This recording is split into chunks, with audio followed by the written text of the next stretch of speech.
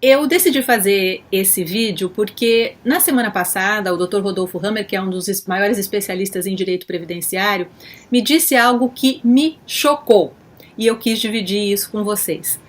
Vocês, como eu, devem estar preocupados com o que está rolando em relação à nossa aposentadoria no Brasil.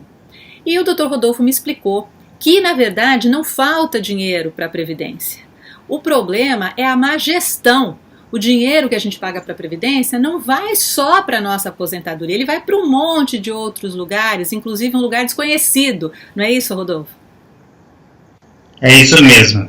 E aí, galera do Face, obrigado aí pelo espaço em nós podermos falar. Realmente, a Previdência Social, ela tem superávit. O problema é o seguinte, o governo usa esse dinheiro não só para as nossas aposentadorias. Ele faz, por exemplo, a DRU, que é a desvinculação de receita da União, ele tira 30% desse dinheiro arrecadado e usa como quer, sem nenhuma satisfação. Rodolfo, e se eu tinha a carteira de trabalho quando eu trabalhava no Brasil? Tudo bem, agora eu começar a pagar como facultativo? Perfeito, Patrícia. Ótima observação e ótima pergunta. Realmente, se você trabalhava registrado no Brasil, aí você acabou o trabalho no Brasil e foi morar fora, você pode e deve voltar a contribuir no Brasil, mas como facultativo. É aquele que não tem obrigação de pagar todo mês. E com isso você garante um benefício previdenciário aqui no Brasil, quando completar as condições mínimas aqui exigidas. Então, lembre-se, tem que fazer a pesquisa, é caso a caso, mas contribuir como facultativo. E eu vou ter que ir para o Brasil fazer tudo isso? Ou eu posso fazer tudo isso online, decidir o meu código, saber a porcentagem que eu tenho que pagar? Dá para fazer tudo isso online ou só quando eu for para o Brasil? Não, você consegue algumas coisas fazer sim online, né? Uma inscrição, um cadastro, isso você consegue fazer tudo pelo site da Previdência Social. Mas algumas coisas é necessário que você, antes, na minha visão, antes de você começar a pagar, pesquisar como é que a sua vida pregressa. Como é que eu estou na Previdência? Como é que a Previdência me enxerga? Então, ir ao INSS, qualquer pessoa pode ir por você, desde que haja uma procuração. Então, você autoriza uma pessoa a ir no seu lugar e essa pessoa vai levantar esses dados para você, te manda, você vai analisar e a partir de então, com a vida regularizada, você começar a pagar. O que eu pego muito, Patrícia, de problema, e é importante analisar, às vezes não tem um cadastro completo, né? Então, o INSS tem falhas desse sistema, então vale a pena. Já peguei casos em que estava cadastrado com uma pessoa com o nome de duas mães diferentes, né, CPF errado, e tudo isso dá problemas na hora da concessão do benefício. Isso é um dos maiores problemas, a falta de arrumar o cadastro antes. Então é importante que arrume. Aconteceu comigo, eu tinha carteira assinada, depois fui pessoa jurídica e quando eu fui ver, estava tudo separadinho. Tivemos que juntar tudo no mesmo pacotinho. Às vezes a pessoa casa, inclui um nome de casamento, muda o nome, dá um problema, aí ele acha, mas eu só tenho 10 anos aqui. Não, mas eu paguei 20. Aí você vai ver, porque tem 10 com nome de solteiro e 10 com nome de casado e o sistema não está vinculado.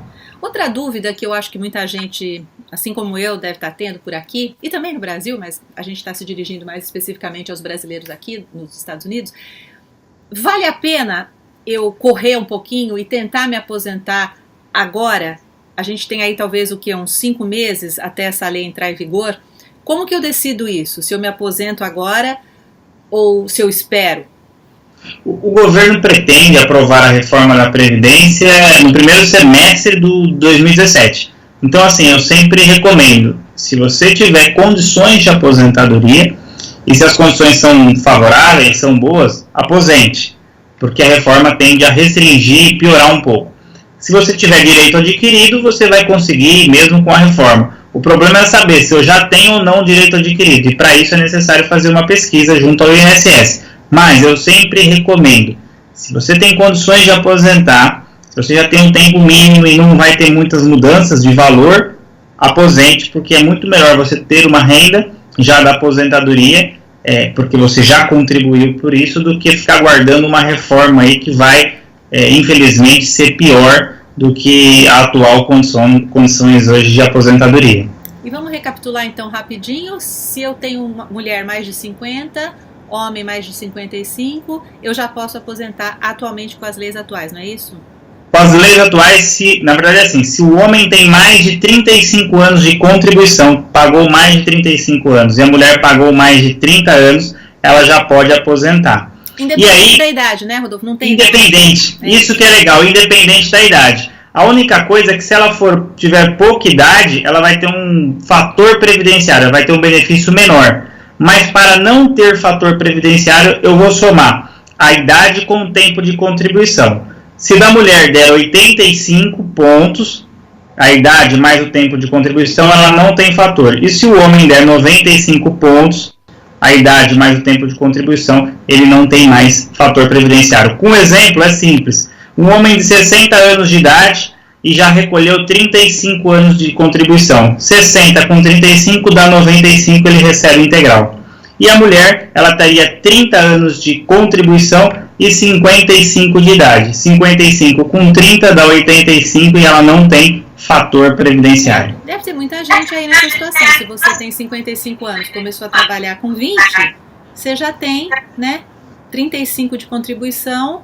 Deus, daria certo essa conta? Se eu tenho 55 anos e comecei a trabalhar com 20? Se você começou a trabalhar com 20, você vai ter 30, né? Dos 20 aos 50 são 30. Você está falando com 55?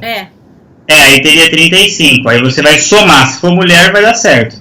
Então, deu para entender, gente? Tem mais um exemplo aí? Dá mais um exemplozinho para esclarecer melhor, Rodolfo. Essa coisa. O que é importante? Vamos lá. Para aposentar com qualquer idade, eu tenho que ter pago, se for mulher, com a regra de hoje, 30 anos. Eu paguei 30 anos, trabalhei 30 anos. E se for homem, 35. Isso com qualquer idade.